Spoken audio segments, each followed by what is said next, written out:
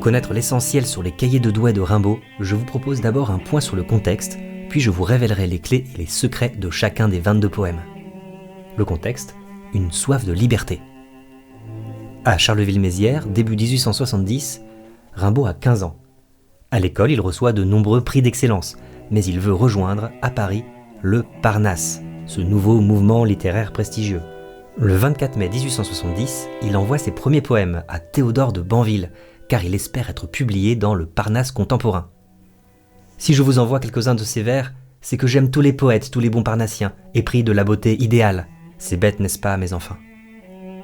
Vous percevez cette ironie et cette autodérision? Rimbaud est déjà frondeur, mais il se morfond. Il n'est pas publié, sa mère surveille ses lectures, et la France déclare la guerre à la Prusse en juillet 1870. Ma patrie se lève? Moi j'aime mieux la voir assise. J'espérais des journaux, des livres, rien, c'est la mort. En août 1870, Rimbaud fait plusieurs fugues. Il est même arrêté parce qu'il n'a pas de billet de train et mis en cellule. Il écrit alors à son ancien professeur de rhétorique, Georges Isambard. « Arrêté pour n'avoir pas un sou, j'attends mon jugement à Mazas. Faites tout ce que vous pouvez. Je vous aime comme un frère, je vous aimerai comme un père. » En novembre 1870, Rimbaud retrouve son ami poète Paul Demesny à Douai et lui confie 22 poèmes. Ses cahiers de Douai retracent donc l'évolution de son écriture pendant ses 5 derniers mois d'errance. Un recueil décisif. Attention, ces cahiers sont en fait des feuillets séparés. On en déduit l'ordre chronologique par des études graphologiques. Voilà pourquoi certains spécialistes parlent plutôt de recueil Demesny. Le 15 mai 1871, Rimbaud écrit sa fameuse lettre du voyant. C'est l'aboutissement d'une longue maturation. Je dis qu'il faut être voyant, se faire voyant. Le poète se fait voyant par un long, immense et raisonné dérèglement de tous les sens. Toutes les formes d'amour, de souffrance, de folie, il épuise en lui tous les poisons, pour n'en garder que les quintessences. Et voilà que, pas même un mois plus tard, Rimbaud demande à Paul Demesny de brûler les poèmes qu'il lui a confiés.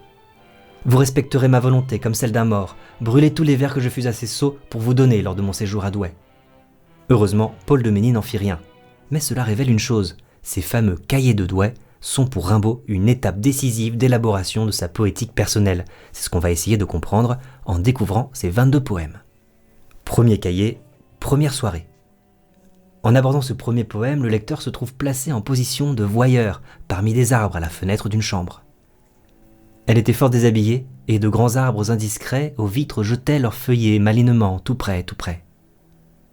Les arbres assistent à une petite comédie dans l'esprit grivois du XVIIIe siècle. Le poème s'appelait d'abord « Comédie en 3 baisers », chaque baiser étant comme un acte d'une pièce de théâtre. L'intrigue est la suivante. Ces caresses seront-elles partagées? Je baisais ses fines chevilles, elle eut un doux rire brutal. Les deux jeunes gens rient de leurs amours mièvres, mais ils sont très conscients de leur jeu, un peu comme des personnages de Marivaux. « Monsieur, j'ai 2 mots à te dire. » Je lui jetai le reste au sein dans un baiser qui la fit rire, d'un bon rire qui voulait bien. Le dernier quatrain est exactement le même que le premier, mais entre-temps, on voit bien que la situation a changé. C'est par pudeur que le poète se retourne vers les arbres indiscrets. Sensation.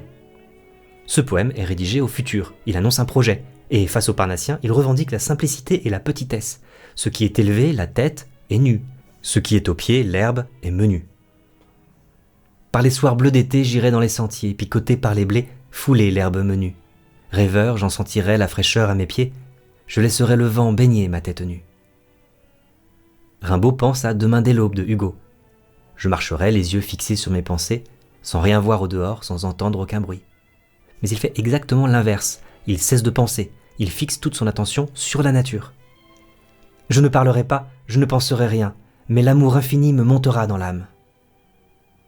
Par cette sensation d'infini, Rimbaud s'éloigne déjà d'un amour adolescent pour aller vers un amour de la nature et de la liberté. Et j'irai loin, bien loin, comme un bohémien, par la nature, heureux comme avec une femme.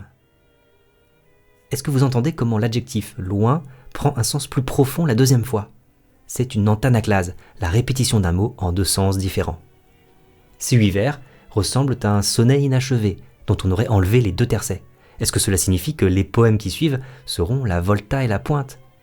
Daté 5 mois plus tard, ma bohème reviendra sur cette expérience, mais au passé. Le forgeron. Lors de l'anniversaire du serment du jeu de paume, le 20 juin 1792, le peuple se rend aux Tuileries, et un boucher s'adresse au roi, qui doit se coiffer du bonnet phrygien et boire à la santé de la nation. Rimbaud reprend cette anecdote, mais change le boucher en forgeron. Comme le poète, c'est un créateur, un voleur de feu, capable de forger des armes. C'est aussi un visionnaire. Il montre au roi Louis XVI la foule, arrache même les rideaux de la fenêtre. C'est une scène très théâtrale. L'homme par la fenêtre ouverte montre tout au roi pâle suant qui chancelle debout. Ce roi pâle est un symbole, un régime monarchique malade, à bout de souffle, qui chancelle. En face, le peuple subit les injustices. On ne veut pas de nous dans les boulangeries, j'ai 3 petits, je suis crapule. Être père de famille, nourrir ses enfants, quand les boulangeries ferment, conduit vers l'illégalité. Rimbaud reprend donc ironiquement les mots des dominants, crapules, pour dire l'inverse, ce sont des citoyens honnêtes. C'est terrible et ses causes que se sentant brisés, que se sentant damnés, ils viennent maintenant hurler sous votre nez. Corps brisé, âme damnée, c'est une grande allégorie. Les injustices transforment le peuple en chien, puis en loup, qui viennent hurler pour réclamer la justice. Aux yeux de Rimbaud, l'erreur de la monarchie est aussi celle du Second Empire et de tout régime qui ne respecte pas le peuple. Soleil et chair, c'est le fameux poème que Rimbaud envoie à Théodore de Banville, espérant être publié dans le Parnasse contemporain. Il reprend donc le style parnassien, d'une forme sophistiquée, mettant l'art et la beauté avant tout. Mais il propose en même temps une mythologie très personnelle, voire même un peu provocatrice. En effet, le poème s'appelle d'abord « Credo in unam », je crois en une seule déesse, qui détourne le credo chrétien, « Credo in unum ». Cela met donc en avant le principe féminin. Vénus, déesse de la beauté et de l'amour, sera à la fois muse et puissance de vie. Mais le principe masculin n'est pas absent. Le soleil personnifié ouvre la métaphore filée. Il verse une lumière qui devient sang puis sève d'une vallée, grand lit où le poète se couche. Le soleil, le foyer de tendresse et de vie, verse l'amour brûlant à la terre ravie. Et quand on est couché sur la vallée, on sent que la terre est nubile et déborde de sang. Alors, l'écorce devient flûte de Pan, puis nymphe, et enfin, hymne de couleurs et de baisers. C'est une grande métonymie, glissement de sens par proximité, où la musique est un véritable printemps. L'eau du fleuve, le sang rose des arbres verts, dans les veines de Pan mettait un univers, où, baisant mollement le clair syrinx sa lèvre, modulait sous le ciel le grand hymne d'amour. Remontant encore plus loin dans le passé, Rimbaud retrouve un paradis perdu où Cybèle, déesse très ancienne, mère des dieux, nourrit les hommes. Mais bientôt, la jeunesse est remplacée par la connaissance de choses qui rendent l'homme hermétique aux visions des poètes. Je regrette les temps de la grande Cybèle. Parce qu'il était fort, l'homme était chaste et doux. Misère maintenant, il dit, je sais les choses, et va, les yeux fermés et les oreilles closes. Ophélie. Ophélie est un personnage de Shakespeare, fiancée à Hamlet, prince de Danemark. Elle le voit tuer un homme caché derrière un rideau.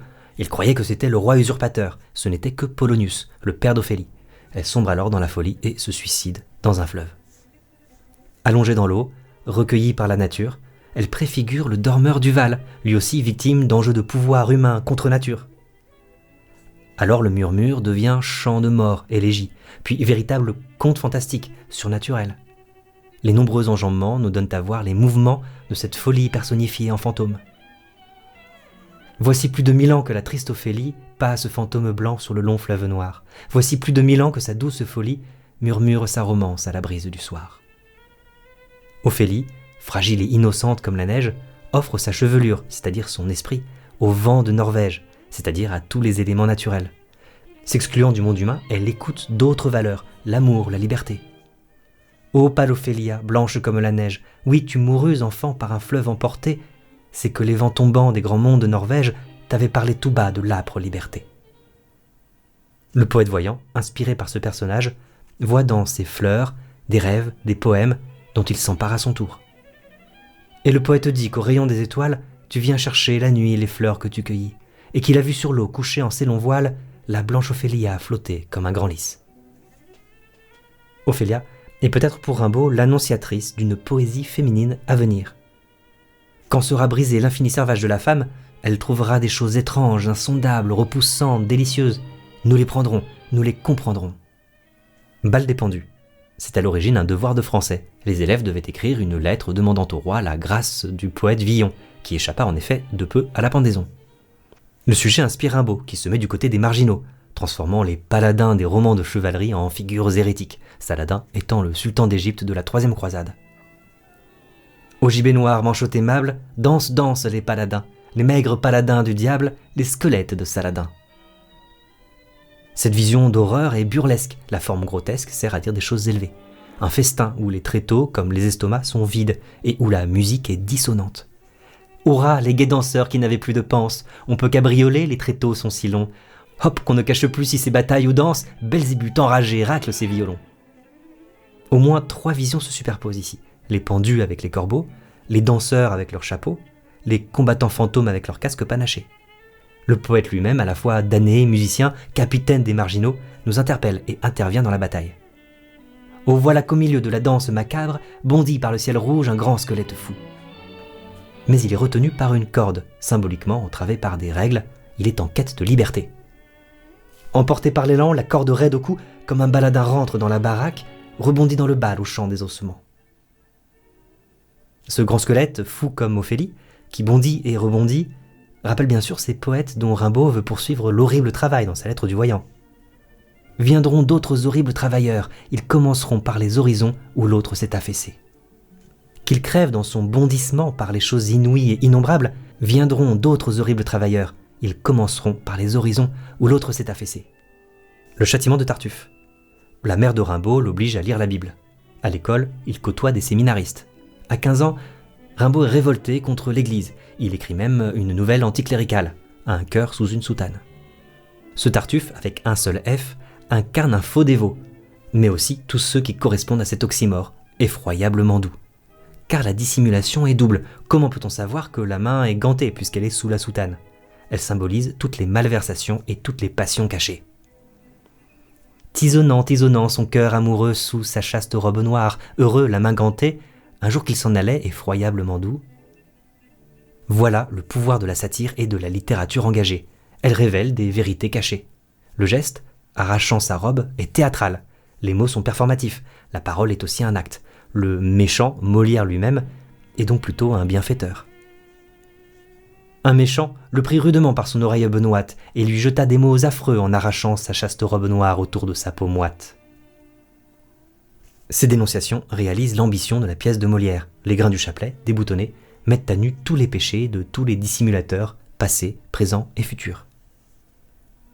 Châtiment, ses habits étaient déboutonnés, et le long chapelet des péchés s'égrenant dans son cœur, il se confessait. Peu, Tartuffe était nu du haut jusqu'en bas. Cette dernière réplique reprend celle de Dorine, la suivante forte en gueule de la pièce de Molière, tandis que le mot châtiment fait référence à Hugo, dénonçant Napoléon III. L'acrostiche, Jules César dénonce même tous les hommes de pouvoir. Vénus Anadyomène. C'est un thème célèbre en histoire de l'art. Vénus, déesse de la beauté, naît de l'écume des eaux. Rimbaud le détourne ici pour faire référence au grand débat qui traverse le XIXe siècle. D'abord, le coquillage de Vénus est presque une tombe. Comme d'un cercueil vert en fer blanc, une tête de femme à cheveux bruns fortement pommadée, d'une vieille baignoire émerge lente et bête, avec des déficits assez mal ravaudés. Toute une tradition artistique fait ainsi allusion à la mort, les vanités en peinture, la poésie de Ronsard qui rappelle la brièveté des roses.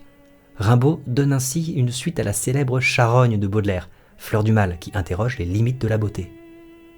Dans ce tableau, tout est dégradé, avec la rime en dé, pommadé, des déficits mal ravaudés. Ravaudé, c'est-à-dire cousu, comme la célèbre créature du roman de Mary Shelley, Frankenstein. Anadyomène signifie « sortie des eaux ». Or justement, l'émergence de ce corps est sans cesse contrariée. Puis le col gras et gris, les larges omoplates qui saillent, le dos court qui rentre et qui ressort, puis les rondeurs des reins semblent prendre l'essor. C'est bien le jeu de regard qui donne tout son sens à ce poème. Le naturaliste ose scruter une vérité qui n'a rien de beau. Des singularités qu'il faut voir à la loupe. C'est donc peut-être aussi le regard ironique du proxénète sur une prostituée, découvrant le signe de maladie vénérienne, symbole d'une société elle-même décadente et sans empathie. Les reins portent 2 mots gravés, Clara Vénus, et tout ce corps remue et tense à large croupe, belle hideusement d'un ulcère à l'anus. Les réparties de Nina. Dans Première soirée, on percevait bien le regard amusé de Rimbaud sur les amoureux, mais sans moquerie. Ici, c'est très différent. Tout l'intérêt du poème est justement de déceler l'ironie qui dénonce l'excès de sentimentalisme qui fait rire Nina. Lui, c'est un jeune poète qui invite son amoureuse à se promener, mais très maladroitement. Comment pourrait-il marcher poitrine contre poitrine ? Alors que le titre du poème suggère un dialogue, en réalité, il multiplie les conditionnels et les questions sans réponse. Lui, ta poitrine sur ma poitrine, hein, nous irions, ayant de l'air plein la narine, offririons du bon matin bleu qui vous baigne, du vin du jour. Dans un premier temps, la seule réponse de Nina, c'est son rire, qui revient en début de vers, riant, et on devine déjà une certaine réticence que le poète ne perçoit pas. Il multiplie les taquineries, se compare à un papillon. Riant à moi, brutal d'ivresse, qui te prendrait, comme cela la belle tresse, ô qui boirait, ton goût de framboise et de fraise, ô chair de fleurs. Les cheveux de Nina, noués en tresse, révèlent déjà une certaine réserve, mais sa réponse finale est brutale, inattendue, et a une dimension symbolique. Le rival du poète est un employé de bureau. La réalité balaie les idéaux du poète romantique. Tu viendras, je t'aime, ce sera beau. Tu viendras, n'est-ce pas, et même. Et mon bureau ? À la musique. Dans ce poème, Rimbaud décrit la place de la gare de sa ville natale, Charleville-Mézières, qui caricature bientôt tout un ordre social. Sur la place taillée en mesquine pelouse, square où tout est correct, les arbres et les fleurs, tous les bourgeois poussifs qu'étranglent les chaleurs portent les jeudis soirs leurs bêtises jalouses. Sous cet ordre artificiel qui contraint la nature, on voit tout de suite déborder des appétits étranglés. Tout est correct, et parfaitement ironique. Rien n'est vraiment correct si l'on observe bien. L'orchestre militaire au milieu du jardin balance ses shakos dans la valse des fifres. Autour, au premier rang, parade le gandin, le notaire panta ses breloques à chiffres. Toute la société du Second Empire est visée, les militaires au centre, puis les notables, et plus on s'éloigne, plus les classes sociales sont basses, rentiers, employés de bureau, épiciers. Des rentiers à lorgnon soulignent tous les couacs.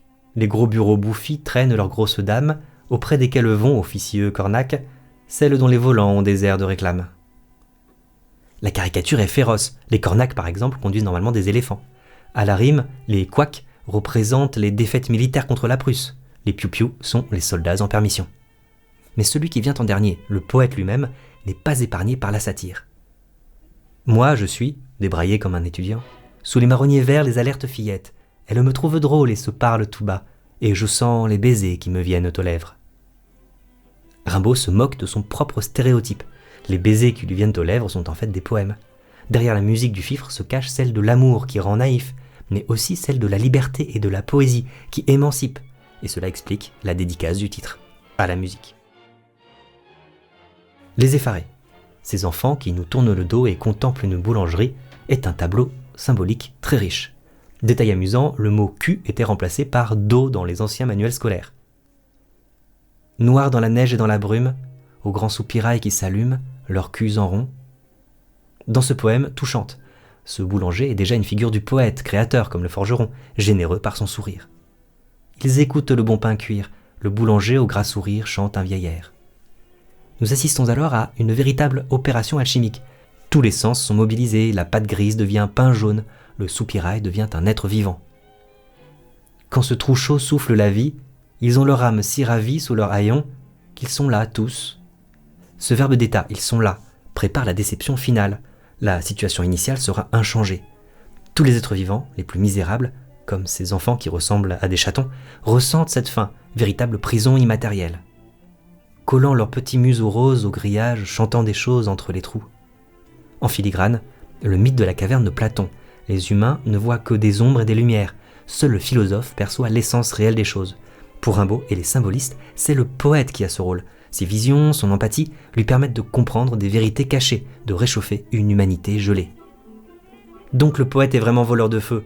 Il est chargé de l'humanité, des animaux même. Il devra faire sentir, palper, écouter ses inventions.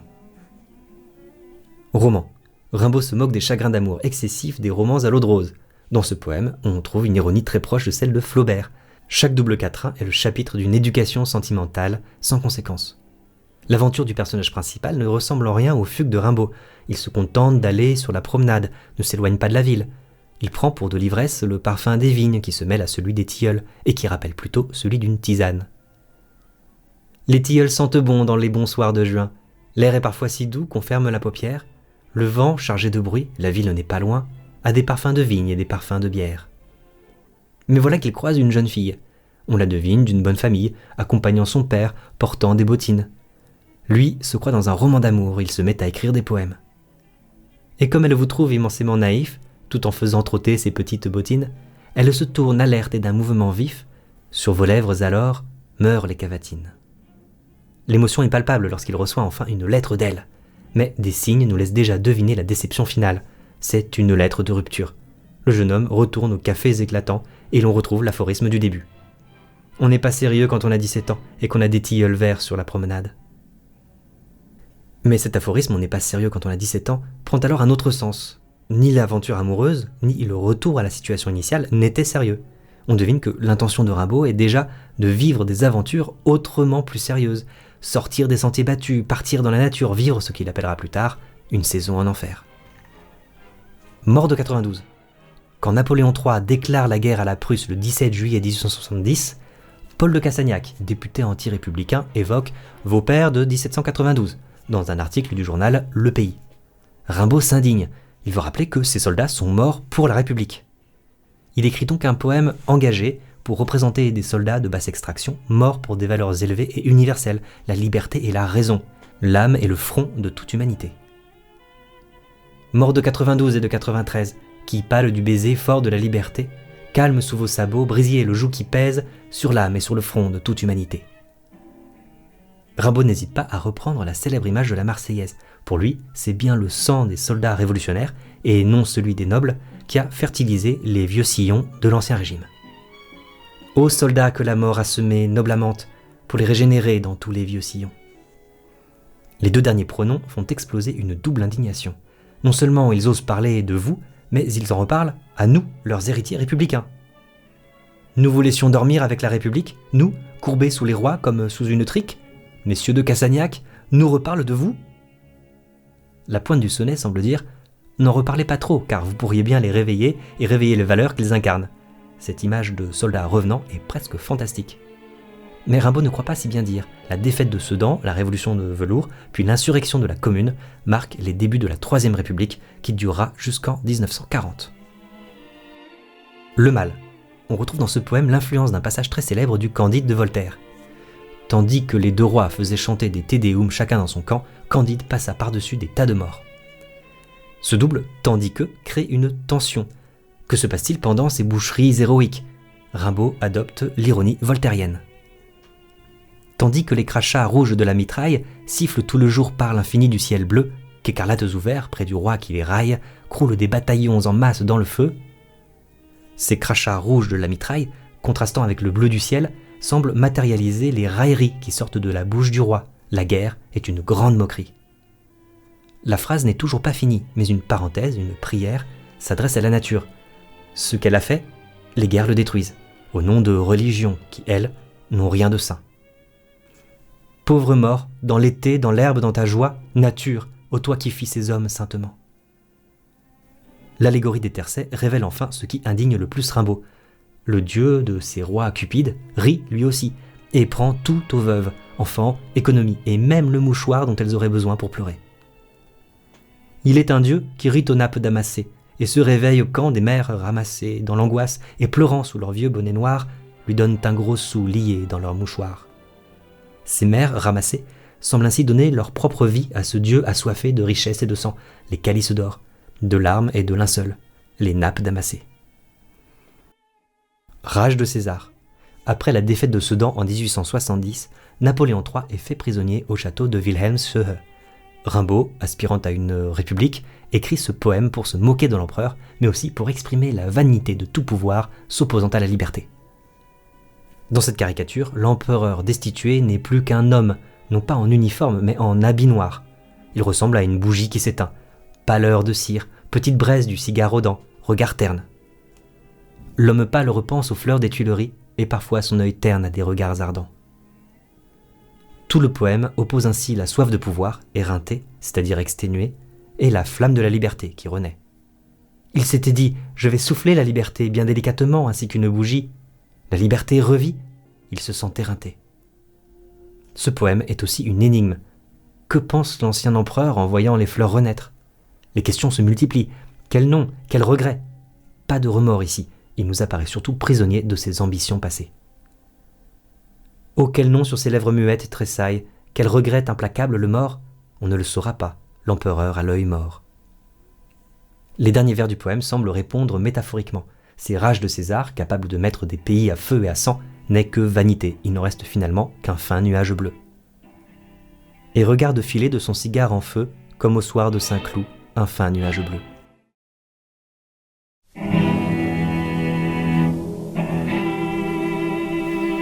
Deuxième cahier, rêver pour l'hiver. On se souvient que Rimbaud aimait prendre le train, souvent sans billet. Ici, il invite une jeune fille à la première personne du pluriel. L'hiver, nous irons dans un petit wagon rose avec des coussins bleus. Nous serons bien, un nid de baisers fous repose dans chaque coin moelleux. Mais le voyage est curieusement statique. Le verbe aller laisse place au verbe être, au futur. Nous serons bien. Puis au verbe reposer, au présent. Ce voyage est une destination amoureuse. Mais le rêve prend bientôt des tonalités fantastiques, comme dans un cauchemar. La glace de la vitre givrée par l'hiver nous sépare d'un monde onirique où des allégories menaçantes enjambent les vers. Tu fermeras l'œil pour ne point voir par la glace grimacer les ombres du soir, ces monstruosités hargneuses populaces de démons noirs et de loups noirs. Mais on perçoit le jeu amoureux, notamment avec la répétition un peu naïve de l'adjectif noir, qui veut en faire ressortir des connotations effrayantes. On peut parler d'antanaclase éventuellement. Puis tu te sentiras la joue égratignée, un petit baiser comme une folle araignée te courra par le cou. L'effet de surprise est réservé au dernier tercet. L'impératif de la jeune fille et son geste incliner la tête indiquent bien que le jeu est désormais partagé. Et tu me diras « cherche » en inclinant la tête, et nous prendrons du temps à trouver cette bête qui voyage beaucoup. Le dernier vers, au présent de vérité générale, se moque des morales sérieuses. Le voyage est surtout une aventure sensuelle. Le dormeur du Val. Est-ce que ce poème raconte une expérience vécue ? On ne le saura jamais, mais il incarne bien les convictions de Rimbaud. La nature, simple, bienveillante, s'oppose aux ambitions mortifères des humains. La nature est très belle, la mousse rappelle l'écume de Vénus. D'ailleurs tout déborde, les enjambements et les allitérations en L nous font entendre le chant de la rivière. C'est un trou de verdure où chante une rivière, accrochant follement aux herbes des haillons d'argent, où le soleil de la montagne fière, lui, c'est un petit val qui mousse de rayons. Et en effet, certains éléments sont déjà menaçants, le trou de verdure, les haillons d'argent, vêtements ou uniformes déchirés. Notre regard est guidé par la trajectoire descendante du soleil, peut-être celle d'un ange déchu tombant de la montagne fière. Nous découvrons alors le dormeur du titre, mais son attitude est étrange, la nuque et la tête nues, donc fragiles, sont à la fois presque dans l'eau où se trouve le cresson et proche du ciel, sous la nue. Un soldat jeune, bouche ouverte, tête nue, et la nuque baignant dans le frais cresson bleu, dort. Il est étendu dans l'herbe sous la nue, pâle dans son lit vert où la lumière pleut. L'adjectif postposé est étrange, soldat jeune. Risquer sa vie si jeune est contre nature. D'ailleurs, il rajeunit encore, devenant enfant, puis presque nouveau-né, bercé par la nature. Les pieds dans les glaïeuls, il dort, souriant comme sourirait un enfant malade, il fait un somme. Nature, berce-le chaudement, il a froid. Comme pour nous rassurer, Rimbaud répète « il dort ». C'est l'alchimie de la nature qui transforme la boue en or, le cadavre en fleur. Ce froid, envahissant, laisse déjà entendre la chute funèbre du poème. Les parfums ne font pas frissonner sa narine. Il dort dans le soleil, la main sur sa poitrine, tranquille. Il a 2 trous rouges au côté droit. La dernière phrase ne dure même pas un vers entier. La chute brutale dénonce parfaitement l'horreur de la guerre et nous renvoie au trou de verdure du début. En acrostiche, lit, L-I-T. La lecture révèle un lit de rivière, un lit de mort. Au cabaret vert. Étrangement, dans ce poème, Rimbaud ne raconte pas son voyage, mais une pause, le moment de repos. Les bottines sont déchirées depuis longtemps. C'est donc une petite scène sans prétention, naïve, comme les illustrations de la tapisserie. Le poète fait une demande bien simple en allongeant les jambes sous la table, verte elle aussi. C'est une couleur qui symbolise la jeunesse, l'énergie, l'espoir, la nature. C'est alors l'événement. Et ce fut adorable quand la fille aux tétons énormes, aux yeux vifs, rieuse, m'apporta des tartines de beurre. L'adjectif adorable se trouve alors exactement au centre du poème. Adorable, c'est-à-dire mignon, ou encore digne d'être adoré comme une divinité, voire même digne d'être doré comme une enluminure ou comme une opération alchimique. Car la serveuse arrive précisément avec ce qu'il avait demandé, des tartines de beurre. Mais c'est bien plus que ça, c'est une véritable corne d'abondance à partir du moment où revient le mot jambon. Du jambon rose et blanc parfumé d'une gousse d'ail et m'emplit la chope immense avec sa mousse que dorait un rayon de soleil arriéré. Le parfum, la mousse, les enjambements débordent. Le rayon de soleil arriéré empiète sur le soir et la nuit. Ce sont bien ici les principes vitaux, soleil et chair. Et la fille aux tétons énormes, c'est Vénus elle-même, débarrassée des grandiloquences du Parnasse. La Maline. Vous vous souvenez du poème « Comédie en 3 baisers ». On retrouve ici le motif du baiser et l'adverbe « malinement ». C'est un mot inventé, un néologisme. Ce n'est pas « malignement ». La petite comédie à laquelle on assiste est dépourvue de malignité. Nous avons d'abord la scène d'exposition. Le décor est planté, une auberge en Belgique. Peut-être est-ce toujours le cabaret vert. En tout cas, c'est une véritable scène de genre. On entend l'horloge dans le silence avec les allitérations en C.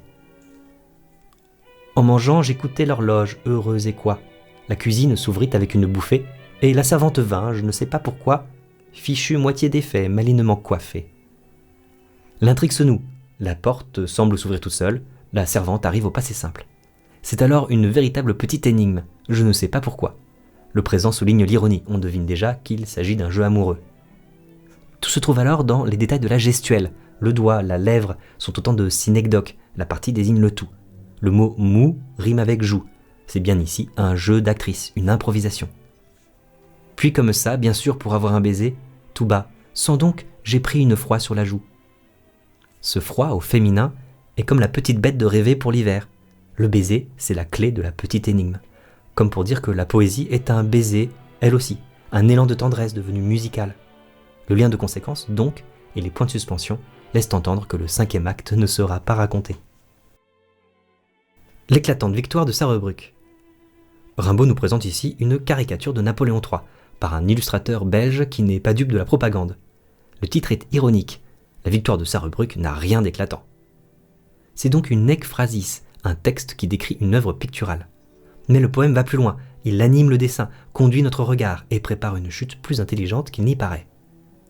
D'abord, au milieu, l'empereur parfaitement ridicule sur son dada. Il joue à la guerre comme un enfant. Son point de vue, en rose, n'est que du coloriage. Il se voit féroce et doux. N'est-ce pas contradictoire? Flamboyant, très heureux, car il voit tout en rose, féroce comme Zeus et doux comme un papa. On passe alors, sans transition, aux soldats les moins gradés, les plus naïfs, Pitou, du Manet, stéréotype de caricature, sont sensibles à la propagande. D'autres restent quoi, c'est-à-dire silencieux. La dernière rime en « e quoi » est alors particulièrement originale. Un chaco surgit comme un soleil noir. Au centre, Bouquillon, rouge et bleu, très naïf sur son ventre, se dresse et, présentant ses derrières, de quoi? Bouquillon, parce qu'il est bûcheron dans le civil, montre ses fesses. La chute est potache, mais elle a plus de portée satirique qu'il n'y paraît. Avec un simple geste, il nous fait comprendre « L'empereur peut bien diriger mes fesses, je reste libre de mes pensées. » Le buffet. Rimbaud admire Baudelaire, qui est pour lui le premier voyant, un vrai dieu. Ici, comme chez Baudelaire, le parfum, l'ivresse du vin, génèrent tout un monde de perception. Le buffet est ouvert et verse dans son ombre comme un flot de vin vieux, de parfums engageants. Le buffet devient une allégorie mystérieuse, ouvert, engageant. La répétition un peu naïve de l'adjectif vieux, vieille, revendique une certaine simplicité, avec autodérision, un ton presque enfantin. Tout plein, c'est un fouillis de vieilles vieilleries, de linges odorants et jaunes de chiffon. Rien de précieux ici, au contraire, une accumulation d'objets sans valeur, surannés, mais qui témoignent de vies humaines. C'est là qu'on trouverait les médaillons, les mèches de cheveux blancs ou blonds, les portraits, les fleurs sèches, dont le parfum se mêle à des parfums de fruits. Ici, la mort, cheveux blancs, fleurs sèches. Côtoie la vie, cheveux blonds, fruits. Le conditionnel et le pronom indéfini, on trouverait, implique le lecteur. C'est à lui d'imaginer le vécu derrière ces objets. Ô buffet, tu voudrais compter tes contes et tu bruis quand s'ouvrent lentement tes grandes portes noires. Ici, le buffet devient un véritable livre, plein d'histoires de contes. Et si c'était le recueil de poèmes lui-même, d'une musicalité simple, proche du bruit, les portes noires seraient un cahier ouvert. Ma bohème. Alors que Sensation était rédigée au futur, Ma bohème se retourne au passé, avec attendrissement et autodérision, sur ses longues marches et ses amours rêvés. Je m'en allais, les poings dans mes poches crevées, mon paletot aussi devenait idéal. J'allais sous le ciel, muse, et j'étais ton féal. Oh là là, que d'amour splendide j'ai rêvé. Le féal, figure romantique du poète chevalier qui a prêté allégeance, à qui? À une muse dont il admire ici le ciel. C'est la nature. Mais ici, rêver rime avec crever. L'idéal s'est heurté au réel. Les poings fermés à cause du froid ou de la révolte sont plongés dans des poches trouées. Mon unique culotte avait un large trou. Petit pousset rêveur, j'égrenais dans ma course des rimes. Mon auberge était à la grande ours. Mes étoiles au ciel avaient un doux froufrou. Ces trous sont comme des cornes d'abondance, semant des rimes, des graines qui sont fertiles. Le petit pousset a la plus grande auberge qui soit, la grande ours, mère de la petite ours, où brille l'étoile polaire, Vénus elle-même. L'univers du conte laisse alors la place à un univers fantastique, plus adulte et plus inquiétant. Où, rimant au milieu des ombres fantastiques, comme des lyres je tirais les élastiques de mes souliers blessés, un pied près de mon cœur. La pointe du sonnet annonce l'invention d'un nouveau lyrisme, non pas élevé comme celui des Parnassiens, mais proche des souliers. Symboliquement, les cailloux rimés ont blessé le pied, la syllabe. Les élastiques annoncent donc cette prose poétique plus flexible, plus libre, des illuminations et de une saison en enfer.